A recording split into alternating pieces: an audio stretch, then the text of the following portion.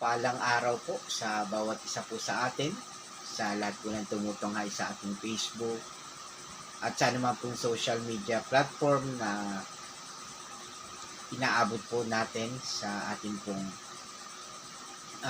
pagbabahagi. At katulad po nito, sa oras po nito, ay nais ko pong magbahagi sa inyo ng ilang mga talata sa banal na kasulatan. At ang talata po na ating pong babasahin sa oras na ito ay matatagpuan po natin sa Colosas 2:6. Ganito po ang ating mababasa. Yamang tinanggap ninyong Panginoong si Kristo Jesus, mamuhay kayo sa paraang karapat-dapat sa Kanya. Napakaganda po ng talata na ating pong binasa. Paano po ba tayo susunod sa Panginoon? Life of obedience o mamuhay ng pagsunod sa Diyos. Ito po ay patungkol po sa lordship ng Jesus sa ating buhay. Ano po? Bagamat tayo po ay kilala ang mga Pilipino bilang mga Kristiyanong bansa sa Southeast Asia, ano po, natatanging mga Kristiyano sa lugar po ng Southeast Asia, ano po. So, majority po sa atin ay mga Kristiyano, ano po. Bagamat meron po tayong mga kapatid na mga Muslim at iba't iba pong mga pananampalataya, pero majority po ay tayo po ay nasa pananampalatayang Kristyanismo.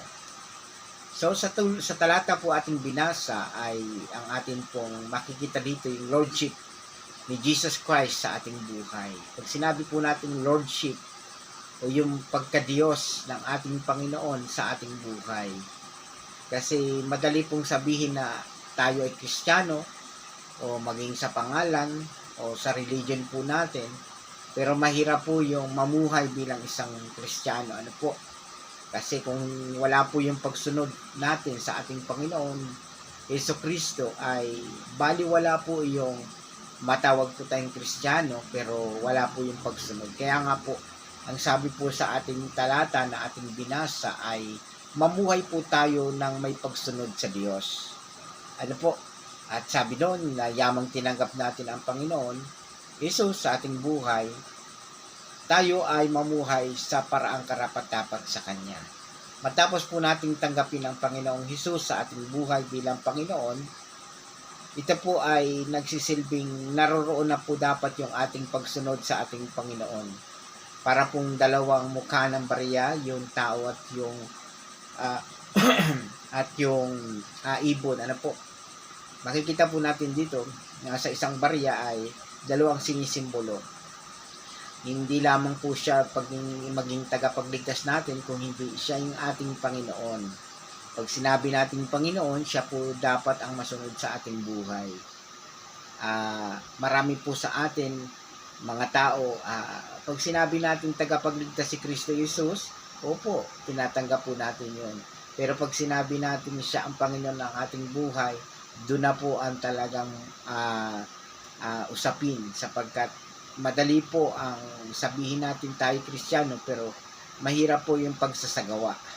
Sabi nga po dito, kung Panginoon natin ang Panginoong Diyos, isa pamuhay po natin yung pagsunod sa Kanya. Ano po? At habang nating nakikilala ang Panginoong Diyos sa pamamagitan ng pagsunod, mas lalo nating maunawaan at mararanasan ang magandang plano ng Diyos sa buhay po natin. Kung buong puso natin siyang tinanggap bilang Panginoon tagapagligtas, sigurado natin sa ating buhay magkakaroon po tayo ng buhay na walang hanggan. Ano po? So sabi dito, ito lamang po yung dapat gagawin po natin. Matapos po natin siyang tanggapin, manalig tayo at sumampalataya sa Kanya, gawin po natin siyang Panginoon ng ating buhay. Ibig sabihin, siya na yung masusunod. Tayo yung alipin, siya ang Panginoon.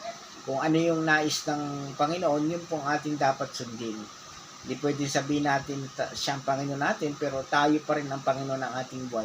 Hindi po ganoon. Pag sinabi na natin siya ang Panginoon, siya na dapat ang masusunod sa ating buhay. Ano po? So, mahirap sumunod kung wala po talaga tayong pagpapasakop at pagtitiwala sa Diyos. Ano po? So, ang pagsunod po talaga sa Panginoon ay kakambal po talaga nito yung hindi lamang po sa labi o sa pagsasalita natin, kung hindi sa pagsasagawa po natin ay naroon po tayo. Ano po?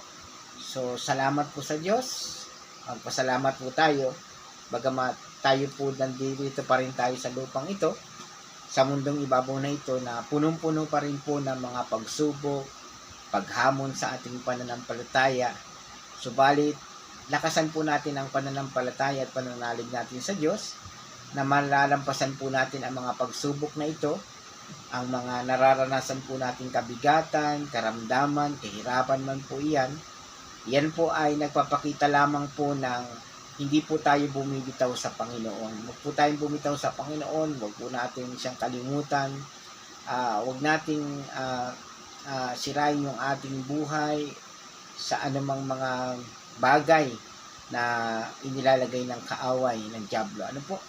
So, magpatuloy po tayo sa Panginoon, manalig tayo, at gawin natin siyang Panginoon ng ating buhay, yung Lordship ng ating buhay. So, salamat po sa salita ng Diyos, at kayo po, God bless you all po. Salamat po sa inyong patuloy na pagsasagawa at pakikinig ng ating banal na kasulatan. Salamat po. Thank you very much. God bless you all.